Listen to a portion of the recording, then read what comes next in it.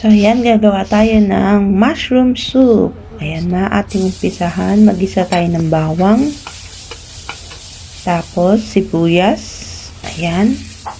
So, ilagay na rin natin ang ating mushroom na hiniwa-hiwa. Ayan, at halu-haluin. So, lagyan natin siya ng chicken broth. Ayan. Para hindi siya ma-dry.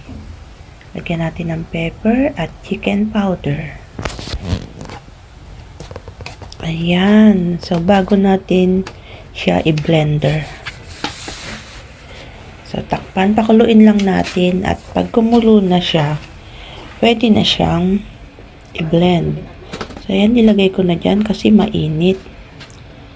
So, i-blend ko lang siya hanggang sa maging cream soup na siya.